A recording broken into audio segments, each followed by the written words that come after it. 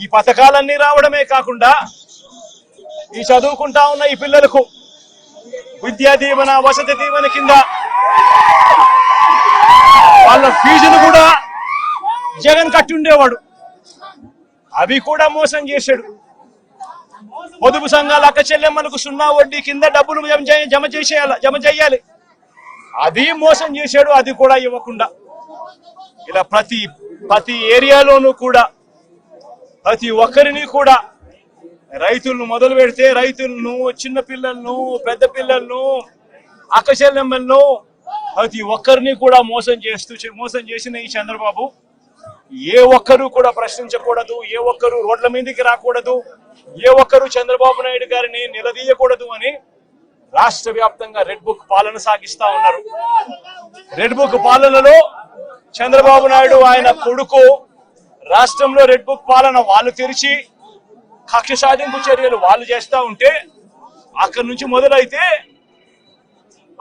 మొదలైతే నియోజకవర్గ స్థాయిలో ఎమ్మెల్యేలు, మండల స్థాయిలో మండల నాయకులు, గ్రామ స్థాయిలో గ్రామ నాయకులు వీళ్ళందరూ కూడా రెడ్ బుక్లు వాళ్ళు తెరిచేసి వాళ్ళు ఊర్లలో ఆధిపత్యం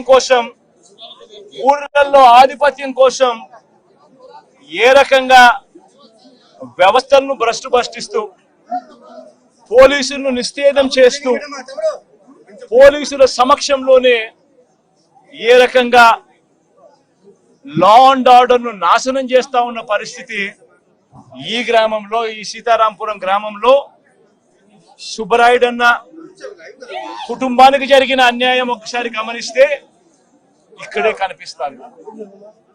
ఇదే గ్రామంలో ఆధిపత్యం కోసం బూతుల్లో ఏజెంట్ల కింద కూర్చున్న వాళ్ళు, సుబ్బరాయుడన్న కుటుంబం బూతుల్లో ఏజెంట్ల కింద కూర్చున్నారని ఇదే గ్రామంలో అదే రోజు సుబ్బరాయుడన్న ఒక కుటుంబమే కాకుండా మిగిలిన 3 కుటుంబాలు కూడా బూతుల్లో ఏజెంట్ల కింద కూర్చున్నారని చెప్పి పెద్దిరెడ్డి కుటుంబం, నాగశేఖర్ వాళ్ళ ఫ్యామిలీ, పల్లం శేఖరు, పెద్దిరెడ్డి కుటుంబం సభ్యులు వీళ్ళందరినీ కూడా ఈ గ్రామానికి సంబంధించిన ఇక్కడ నాయకుడు మన నారపురెడ్డి వీళ్ళందరినీ కూడా చంపాలి అని ఏకంగా ఎంత దారుణంగా ఈ గ్రామంలో జరిగిన రాజకీయాలు చూస్తే నిజంగా ఆశ్చర్యం అనిపిస్తుంది. అసలు ఈ గ్రామంలో, ఈ రాష్ట్రంలో లా అండ్ ఆర్డర్ ఉందా లేదా అన్నదానికి ఈ గ్రామంలో జరిగిన ఘటన ఒక ఉదాహరణగా కూడా చరిత్రలో ఎప్పుడు కూడా నిలిచిపోతుంది. ఈరోజు నిజంగా ఎంత ఆశ్చర్యంగా జరిగింది అనంటే ఈ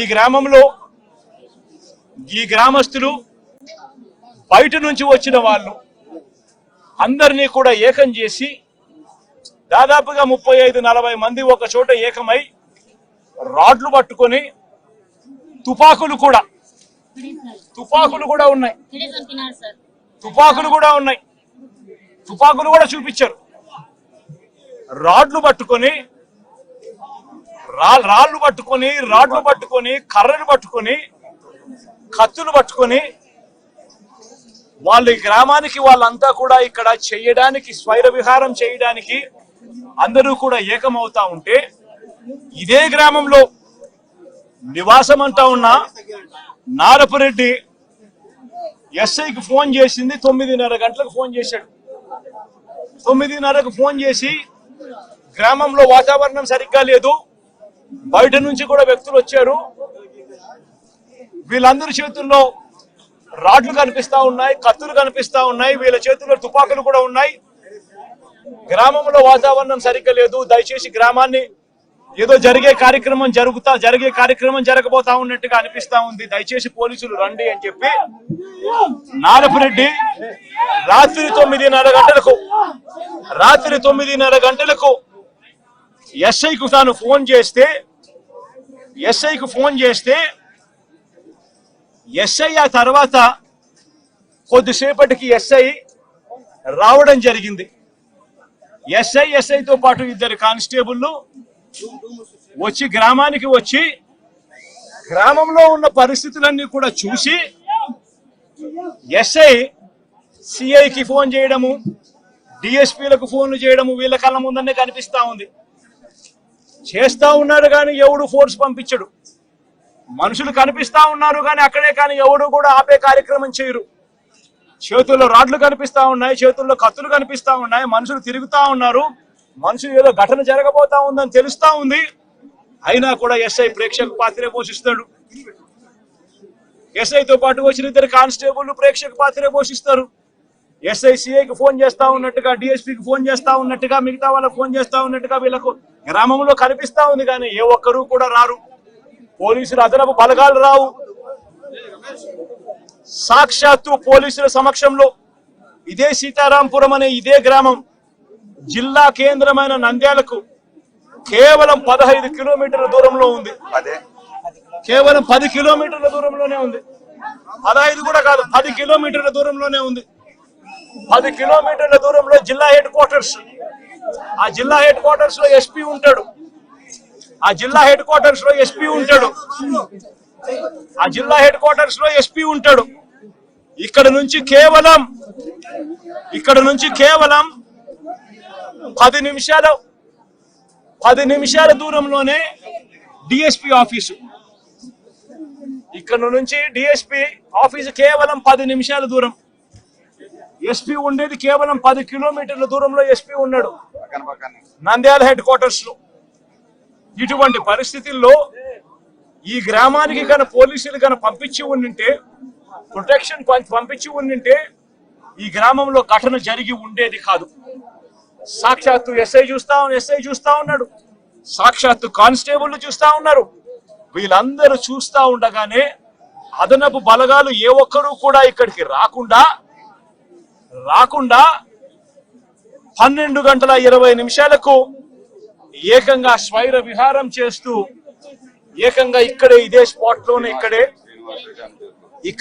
స్పాట్ లోనే ఈ గ్రామానికి సంబంధించిన అన్యాయమైన నాయకుడు, ఇక్కడ సంబంధించిన ఎమ్మెల్యేకి సంబంధించిన ప్రోద్బలం, ఇక్కడికి సంబంధించిన చంద్రబాబు నాయుడు గారు, లోకేష్ గారు, వాళ్ళిద్దరి అండదండలు, వీళ్ళందరి అండదండలతో పోలీసులు ఎవరూ కూడా పంపించకుండా, పోలీసులు ఎవరూ కూడా ఇక్కడికి రాకుండా సాక్షాత్తు ఎస్ఐ సమక్షంలో, సాక్షాత్తు ఇద్దరు కానిస్టేబుల్ సమక్షంలో స్వైర విహారం చేస్తూ ఏకంగా నరకడం జరిగారు. సుబ్బరాయుడిని హతమార్చారు, మిగతా ఇద్దరిని కొట్టారు, మిగతా 2 కుటుంబాలలో కొట్టారు. చివరికి సుబ్బరాయుడు భార్య పెద్దమ్మను నరికారు. ఇవన్నీ ఇక్కడే జరిగాయి, ఇదే గ్రామంలో జరిగాయి. కానీ ఎస్ఐ కానీ కానిస్టేబుల్ కానీ ఎవరు కూడా ఆపగలిగే పరిస్థితి కూడా లేదు. ఆపగలిగిన పరిస్థితి దేవుడెరుగు. అడిషనల్ ఫోర్స్ రాకపోవడం కదా దేవుడెరుగు. చివరికి వీళ్ళు హత్య చేసిన తర్వాత 12:59 ఆ ఫోన్ చేసిన 9:30కు ఫోన్ చేసిన ఎస్ఐ వచ్చినాడు. ఎస్ఐ ఊరికి వస్తే ఎస్ఐ నారపరెడ్డిని నువ్వు పోలీస్ స్టేషన్కి వెళ్ళిపో అని చెప్పి ఎస్ఐ చెప్తే నారపరెడ్డి పోలీస్ స్టేషన్ లో ఉండి 12:59 అంటే 1 గంటకు జరిగిన ఘటన తెలుసుకొని పోలీస్ స్టేషన్ నుంచి నారపరెడ్డి ఎస్పీకి ఫోన్ చేస్తాడు. ఎత్తే పరిస్థితి ఉండదు. మనుషులు అక్కడే ఉన్నారు, చంపినారు. వాళ్ళని కనీసం పట్టుకోండి, జరిగింది ఇన్సిడెంట్ నాకు తెలుస్తా ఉంది, నేను ఫోన్ చేస్తా ఉన్నాను, మా ఇంటి దగ్గర సీసీ కెమెరాలు ఉన్నాయి, సీసీ కెమెరాల దగ్గర నుంచి వచ్చిన ఫుటేజ్ నా ఫోన్ లో కూడా లోడ్ అవుతా ఉంది, మీకు కూడా పంపిస్తా ఉన్నాను, కావాలంటే చూసుకోండి, చెయ్యండి. ఎస్ఐలు అక్కడే ఉన్నారు, ఎస్ఐ సమక్షంలోనే ఇవన్నీ జరుగుతా ఉంది అని అంటే అప్పటికి కూడా పట్టుకునేదానికి కూడా కనీసం అదనపు ఫోర్స్ రాదు. చివరికి చంపినోళ్ళు ఊరు దర్జాగా విడిచిపెట్టి వెళ్లే పరిస్థితి. చంపేసి ఎస్ఐ సమక్షంలో, కానిస్టేబుల్ సమక్షంలో, 2 కానిస్టేబుల్ సమక్షంలో చంపేసి ఊరు కూడా విడిచిపెట్టి వెళ్ళిపోతా ఉన్నారు చంపేసిన వాళ్ళు. వాళ్ళని కనీసం పట్టుకునే నాతుడు లేడు. పోలీసులు పట్టుకునేదానికి కూడా కనీసం పోలీసులు రాలే. ఇన్సిడెంట్ జరిగిన తర్వాత 12:59కి ఫోన్ చేశాడు నారపరెడ్డి ఎస్పీకి. మళ్ళీ రాత్రి 1:08 మళ్ళీ ఫోన్ చేశాడు నారపరెడ్డి ఎస్పీకి. మళ్ళీ 1:08 ఫోన్ చేసి తాము ఎస్పీ ఆఫీస్ కు వస్తున్నామంటూ నారపురెడ్డి నేరుగా జిల్లా ఎస్పీకి ఫోన్ చేశాడు, అయినా పట్టించుకునే పరిస్థితి లేదు. చంపిన వాళ్ళను వెళ్లిపోయేట్టుగా సహకరించిన పోలీసులు ఆ తర్వాత మళ్ళీ 3:18 మళ్ళీ ఎస్పీకి మళ్ళీ నారపురెడ్డి ఫోన్ చేశాడు. హంతకుల ముఠాలో ఒక వ్యక్తిని అతి కష్టం మీద మేము పట్టుకోగలిగినాము, ఆ పట్టుకున్న వ్యక్తిని మీ దగ్గరికి తీసుకొని వస్తాము, మీకు సరెండర్ చేస్తున్నాం, ఆ మనిషిని తీసుకోండి, మీరు అరెస్ట్ చేసి మిగతా వాళ్ళని కూడా పట్టుకునే కార్యక్రమం చేయండి అని 3:18 ఆయన ఫోన్ చేస్తాడు. మీ దగ్గరకు ఆఫీస్కి వచ్చినాము, ఆఫీస్ బయటనే మేము ఉన్నాము, దయచేసి మీరు రండి అని చెప్పి ఎస్పీకి చెప్తాడు. చివరికి ఎస్పీ రాత్రి 3:20 నారపురెడ్డికి ఫోన్ చేసి మీరు పట్టుకున్న రమణ అనే వ్యక్తిని నంద్యాల 3 టౌన్ పోలీస్ స్టేషన్ లో అప్పగించాలని చెప్తాడు ఎస్పీ. తర్వాత కొందరు పోలీసులు వచ్చి రమణను ఎస్పీ ఆఫీసులోకి తీసుకుపోయారు. ఇంత దారుణంగా జరుగుతా ఉంది. అంటే నేను అడుగుతా ఉన్నట్టు కొన్ని సూటు ప్రశ్నలు నేను అడుగుతా ఉన్నా. నేను ఒకటే అడుగుతా ఉన్నా, ఈ గ్రామంలో ఈ ఘటన జరుగుతా ఉంది అని చెప్పి మీకు ఫోన్లు వచ్చినాయి.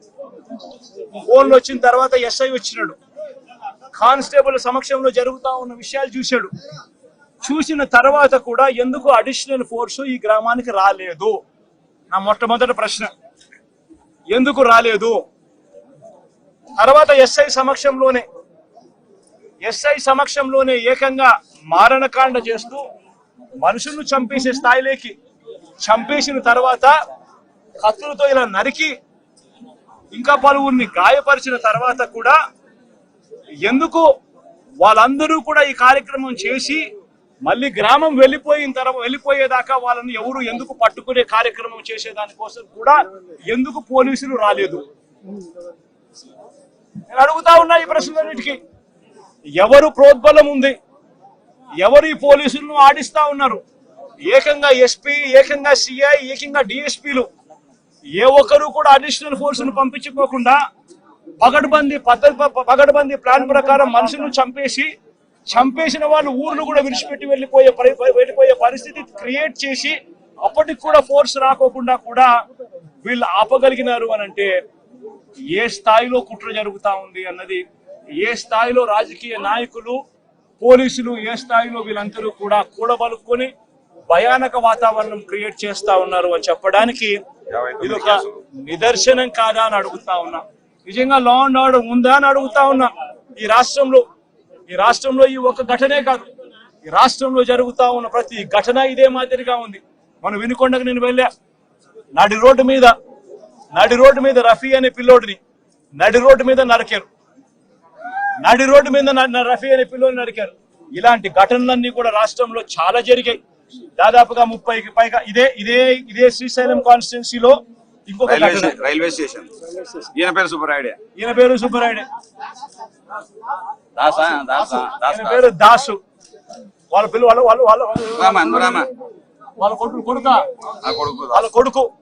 వాళ్ళ కొడుకు నా దగ్గరికి వచ్చి, అన్న మా ఇదే కాన్స్టిట్యున్సీ అన్న నాది, మా నాన్న దాసు, మా నాన్నను కూడా జూన్ 26వ తారీఖున పట్టపగలు 12 గంటలకు ఇదే మాదిరిగానే చంపారని చెప్పి దాసున ఇదే కాన్స్టిట్యున్సీ ఈ మాదిరిగా ఫోటోలు చూపిస్తా ఉన్నాడు. ఎస్ఐ కూడా చెప్పాడు. ఇక్కడ ఆశ్చర్యం ఏమిటంటే ఇన్సిడెంట్ జరగనిస్తారు, చంపేస్తారు, భయానక వాతావరణం క్రియేట్ చేస్తారు. ఆ తర్వాత తప్పనిసరి పరిస్థితిలో కేసు పెట్టాల్సిన పరిస్థితి వచ్చినప్పుడు ఆ కేసును ఆ చిన్న ముద్దాయిల దగ్గర, చిన్న మనుషుల దగ్గరనే ఆ కేసు ఆపేస్తా ఉన్నారు. ఆ కేసును అక్కడ ఆపితే ఇటువంటి ఘటనలు ఆగిపోతాయా? చేపించిన వాళ్ళు ఎవరు? చేయించిన వాళ్ళు ఎవరు? ఆ ఎమ్మెల్యేల పేర్లు ఎందుకు రావడం లేదు కేసుల్లోకి? ఎందుకు వాళ్ళను కూడా ముద్దాయిలుగా ఎందుకు చేర్చడం లేదు? ఎప్పుడైతే వాళ్ళను కూడా చేర్చడం మొదలు పెడతామో, ఎప్పుడైతే చేసిన తప్పుకు, ఎందుకు ఇదే ఘటన సుబ్బరాయుడిని చంపినారు. నేను అడుగుతా ఉన్నా, సుబ్బరాయుడిని చంపిన వాళ్ళు అదే శ్రీనివాస్ అనే వ్యక్తి, వీళ్ళు వాళ్ళ కాల్ రికార్డ్స్ చూస్తే వాళ్ళు బుడ్డా రాజశేఖర రెడ్డికి ఫోన్ చేసిండరా? వాళ్ళ ఆ తర్వాత చేసిన వాళ్ళకు ఫోన్ చేసిండరా? ఆ కాల్ రికార్డ్స్ చూస్తే సరిపోదా? తెలీదా? వాళ్ళు మర్డర్ జరగక ముందు మర్డర్ జరిగిన తర్వాత ఎవరికి ఫోన్ చేశారని చెప్పి వాళ్ళని చూసుకొని అది తీసుకొని వచ్చి వాళ్ళని బొక్కలు పెట్టలేరా?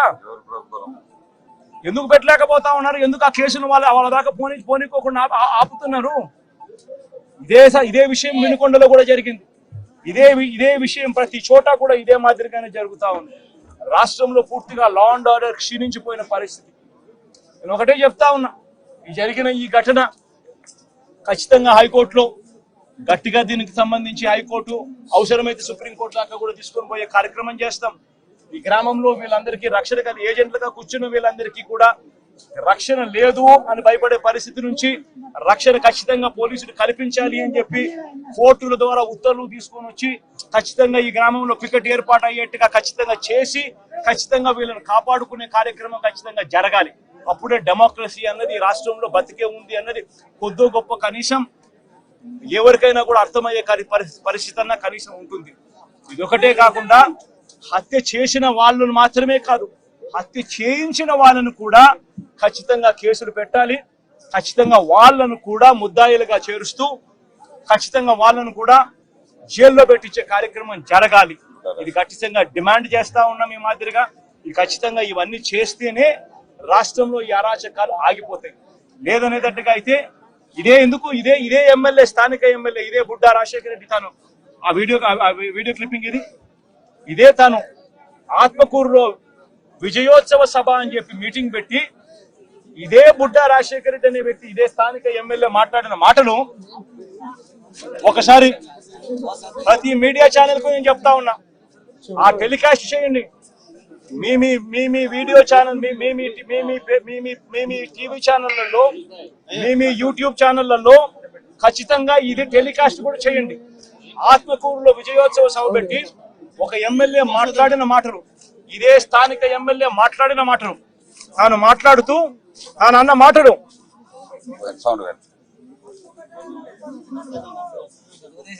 మోసం దేశం సభ్యులు ఇచ్చి అందరిని చంపమని పంపించాను.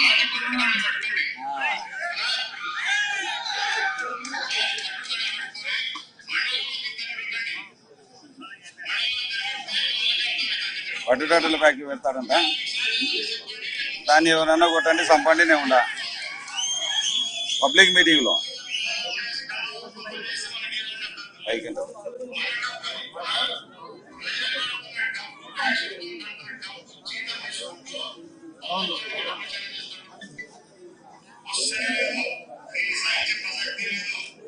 మండలానికి ఇద్దరిని చంపాలంట. మండలానికి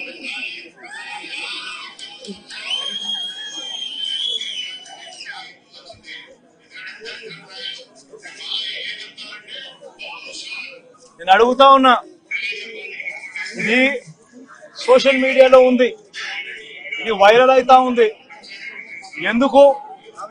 ఆ మనిషి మాట్లాడిన మాటలేంటి? మండలానికి మీరు ఇద్దరిని చంపండి, నేను ఉంటాను, నేను పోలీసుని నేను చూసుకుంటానంటాను. మీరు దాడులు చేయండి, మీరు దాడులు చేయండి, మీరు చంపండి, పోలీసులు నేను చూసుకుంటాను, కేసులు నేను చూసుకుంటాను అని చెప్తా ఉన్నాడు. విజయోత్సవ సభ పెట్టి మండలానికి ఇద్దరినన్నా కానీ కనీసము చంపండి అని చెప్తా ఉన్నాడు. నేను అడుగుతా ఉన్నా, ఇంత దారుణంగా స్థానిక ఎమ్మెల్యేలు మీటింగులు పెట్టి చంపమని చెప్తా ఉంటే పోలీసులు ఎందుకు కేసు పెట్టడం లేదని అడుగుతా ఉన్నా. లా అండ్ ఆర్డర్ బతకాలి అని అంటే, ఇది ఆగిపోవాలి, రాష్ట్ర వ్యాప్తంగా కూడా ఆగిపోవాలి అని అంటే చంపిన వాళ్ళను మాత్రమే ఇరికించడం, చంపిన వాళ్ళని మాత్రమే కాదు కేసులో పెట్టడం, ఆ చంపిన వాళ్లకు ప్రొటెక్షన్ ఇచ్చే వాళ్ళను కూడా ఎప్పుడైతే స్టేషన్లలో పెట్టడం మొదలు పెడతామో అప్పుడే ఈ రాష్ట్రంలో లా అండ్ ఆర్డర్ నిలబడుతుంది. నేను ప్రతి ఒక్కరికి కూడా విజ్ఞప్తి చేస్తా ఉన్నా, ఈ రాష్ట్రంలో పూర్తిగా లా అండ్ ఆర్డర్ చేతులు దాటిపోయే పరిస్థితి రాకమునిపే మేలుకోండి అని చెప్తా ఉన్నా. ఎడ్యుకేట్ చేయాల్సిన అవసరం ఉంది, అవేర్నెస్ క్రియేట్ చేయాల్సిన అవసరం ఉంది, దీనిని ఆపాల్సిన అవసరం ఉంది అన్నది ప్రతి ఒక్కరు కూడా గుర్తించమని కోరుతా ఉన్నా. ఖచ్చితంగా జరుగుతా ఉన్న ఈ అన్యాయాన్ని అందరం కలిసికట్టుగా పోరాటం చేద్దాము అని చెప్పి అడుగుతా ఉన్నా. ప్రతి మీడియా ఛానల్ కు నేను కోరుతా ఉన్నా, ఇవన్నీ ప్లే చేయండి. కేవలం వాళ్ళని మాత్రం చంపిన వాళ్ళని మాత్రమే ఆపాకండి, చంపించిన వాళ్ళని కూడా తీసుకొని రావాలి.